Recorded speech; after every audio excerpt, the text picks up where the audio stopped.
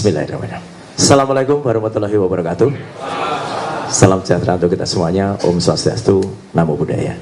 Pertama-tama terima kasih atas kehadiran seluruh rekan-rekan media, baik media mainstream maupun YouTube dan alternatif. Juga kepada Saibul Bait kita, ya, pemilik kantor pengacara Pak Ahmad Yani, terima kasih. Dan kepada seluruh tim kuasa hukum bidang litigasi di bawah Pak Petrus Celestinus dan juga non litigasi di bawah Pak Ahmad Kosinudin.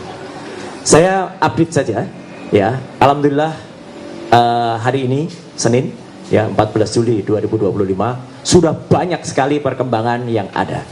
Dan alhamdulillah juga tadi disebutkan oleh Bang Ahmad Kosinudin, kami mendengar bahwa ada konon, sudah ada, bukan konon ya, karena diumumkan langsung oleh Kabid Humas Polda Metro Jaya, Pak Kolonel Ari, bahwa sudah naik status penyidikan hanya dengan menggunakan fotokopi.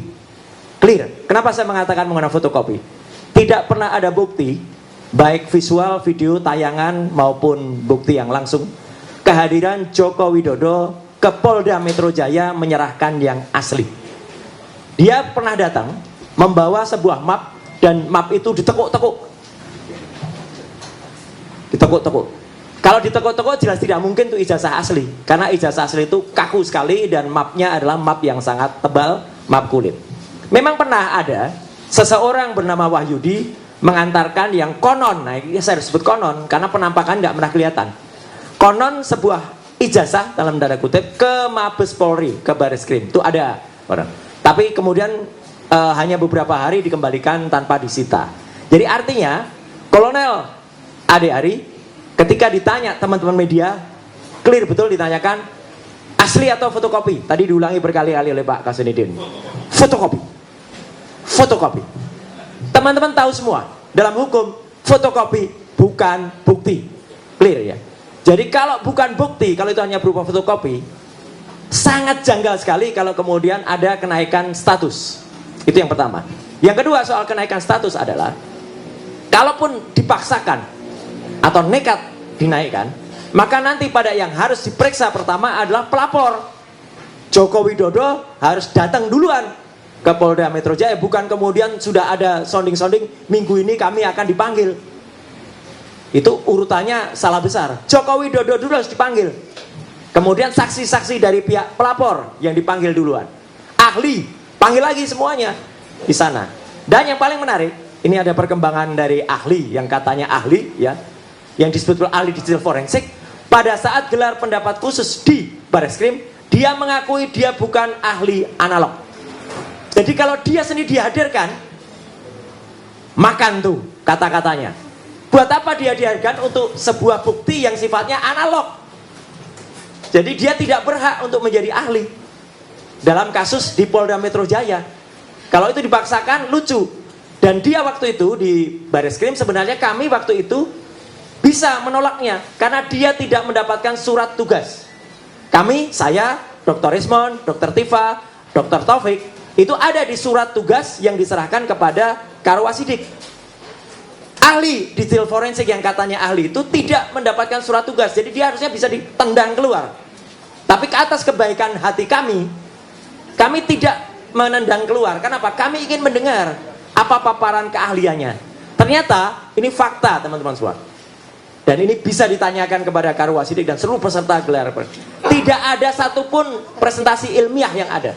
Dia bahkan melakukan ad hominem, menyerang secara pribadi Dr. Resmond, menyerang saya, menyerang teman-teman. Jadi kualitasnya sangat-sangat diragukan yang katanya ahli itu tadi. Ya, kalau itu mau dilakukan. Jadi saya menyebutnya dia ahli sastra.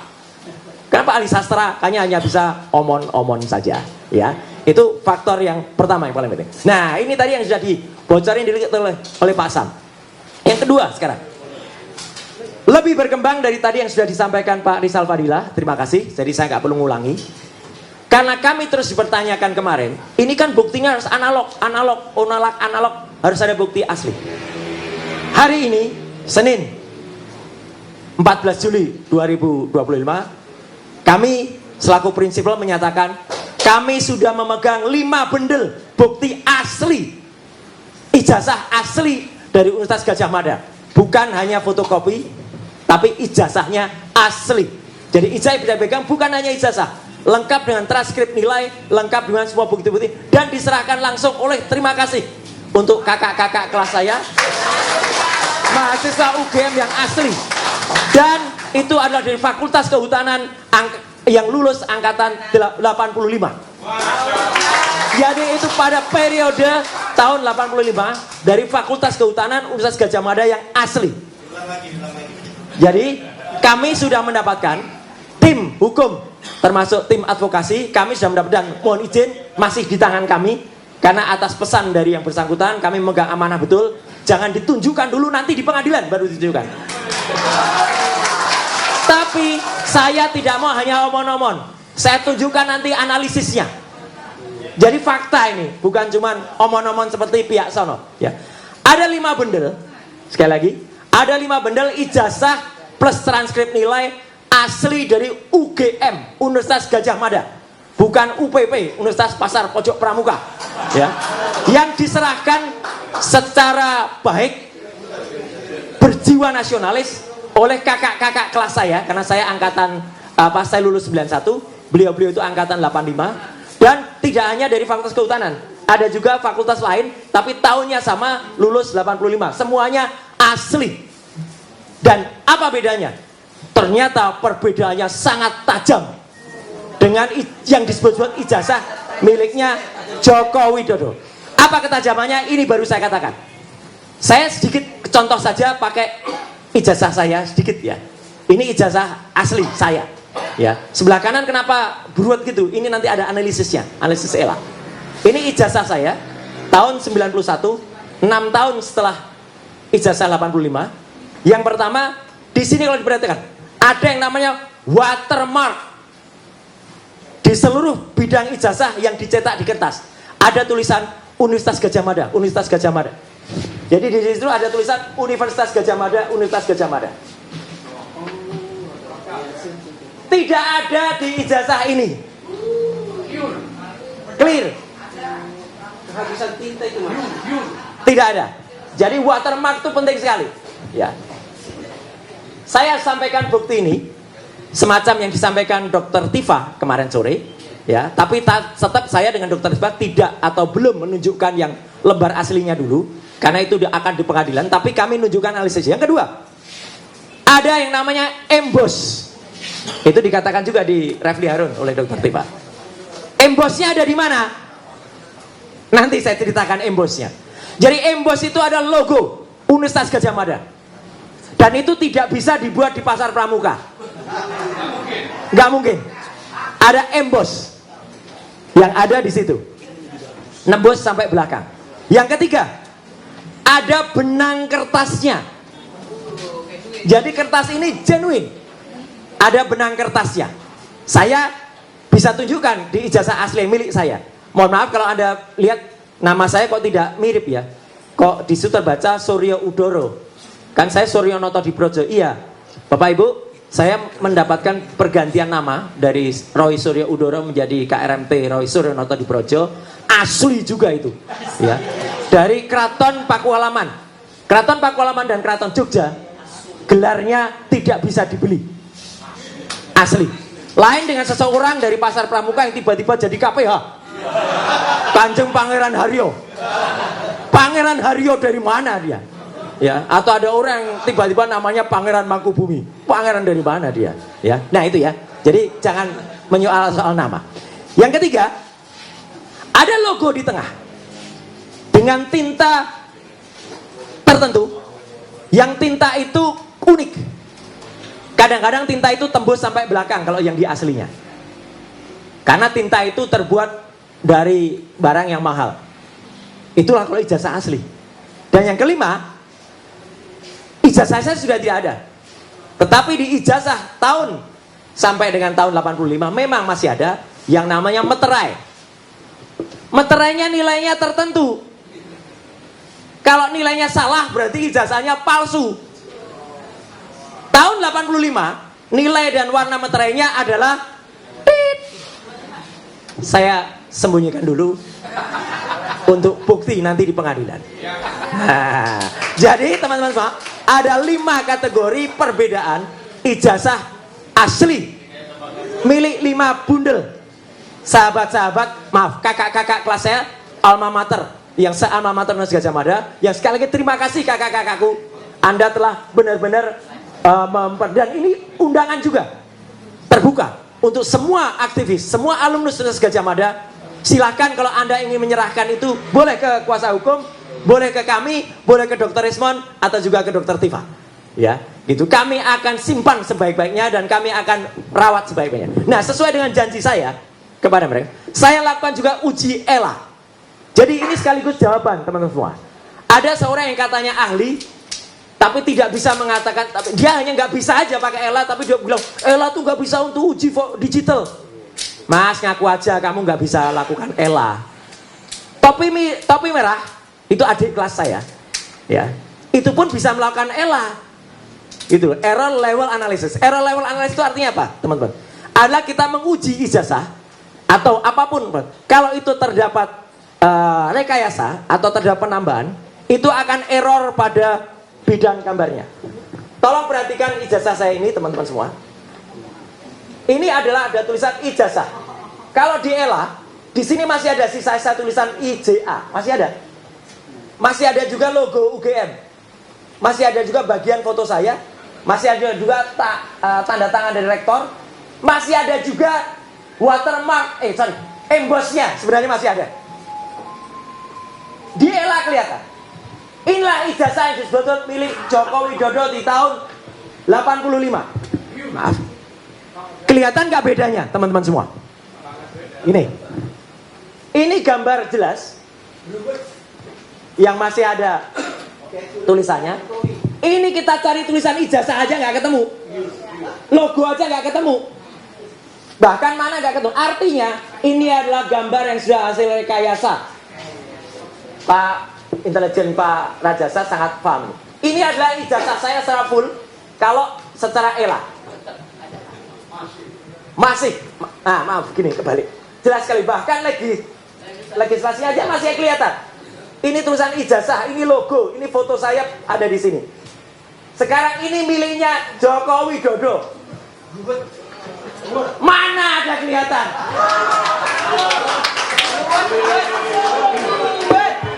Tidak ada sama sekali.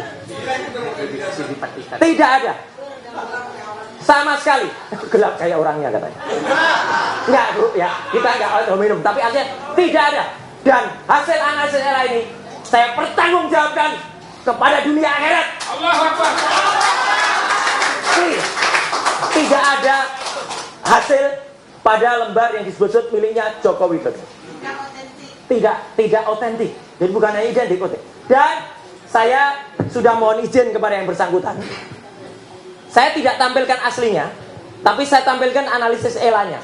Ini adalah ijazah asli angkatan 85 Fakultas Kehutanan, seangkatan dengan Joko Widodo. Ada semuanya. Masih kelihatan. Tulisan ijazahnya ada, bekas logonya ada, kemudian watermarknya juga masih ada. Ya, yang 5 juga sama. Yang 4 lainnya juga sama. Aslinya ada. Jadi saya tidak hanya berani menunjukkan analisisnya, saya tidak hanya berani digitalnya, analognya ada, dan ijazah itu asli semuanya, diserahkan langsung oleh masing-masing yang bersangkutan kepada kami, ya, dan itu siap untuk dipertanggungjawabkan. Artinya apa? Ini adalah bendel bukti yang menambah, jadi tidak mengurangi, Pak. Menambah bukti yang tadi disampaikan oleh Pak Rizal Fadila. Dan bukti-bukti ini siap untuk dibawa juga ke Bareskrim. Ya, clear ya. Nah, kemudian sedikit sebelum nanti Pak Kolonel Chandra Rajasa bisa menyampaikan, saya pun tidak hanya omong-omong. Saya terjun langsung ke pasar Pramuka. Buktinya ada di salah satu TV nanti malam. Tayangannya namanya Dipo Investigasi. Ya. Dan akan saya presentasikan lusa di acara namanya Rakyat Bersuara. Ya, bersama Dr. Tifa dan bersama Dr. Taufik. Ya, itu kami akan cerita detail banget soal ini. Artinya apa? Nanti Pak jelaskan. Saya juga sudah mendapatkan bukti temuan yang namanya, saya sulit nyebutnya profesor ya, karena profesor kok hanya 2 bulan. Dia dapat profesor itu 2 bulan dan itu dia ngaku sendiri. Dari tukang sapu jadi profesor. Profesornya hanya 2 bulan. Ya. Nah, itu yang itu pun kalau di halaman Dikti, di website Dikti itu juga gak jelas. Karena katanya S2-nya di kok bukan Pasar Pramuka tapi di Mustopo Beragama, tapi ada yang nyebut S2-nya di kampus lain. Jadi gak jelas itu. Ya sekolah dua. Dan dia jelas betul masih menyelenggarakan acara halal bihalal di belakang Pasar Pojok Pramuka. Jadi bohong kalau dia mengatakan dia tidak pernah lagi ke Pasar Pramuka sejak tahun 2022. 2002. Dia masih 1 Mei 2025. Jadi masih beberapa hari yang lalu menyelenggarakan. Dan menariknya, di antara orang-orang yang datang itu, Pak Sri, 5 diantaranya terlibat dengan pembuatan ijazah palsu ini. Clear. Tinggal pengakuan saja. Nanti cara-cara dari intelijen, cara-cara dari teman-teman semua itu akan buktikan dengan cara elitisasi, dengan cara wawancara, dengan cara apa. Tapi yang jelas mereka sudah mulai ketakutan karena bukti-buktinya sudah jelas mengarah. Makanya Pasar Pramuka itu habis, sudah kalau menurut saya tapi kata mereka dibakar pada akhir 2024 yang kemarin. At last but not least, Bapak dan Ibu, kita sekarang memang sedang tampak seperti bermain catur. Ini makanya gambarnya catur. Siapa yang cepat, siapa yang menang. Tapi kita semua sedang melawan sesuatu yang sangat jahat. Yang sangat jahat adalah yang mengaku-aku sebagai Raja Jawa. Ngakunya Raja Jawa. Bahkan ada anak buahnya bergerak KPH palsu. Ya, dia tidak pernah itu. Banyak cerita soal Raja Jawa itu, tapi nanti lain waktu diberikan oleh sumber Raja Jawa yang sebenarnya sudah ada.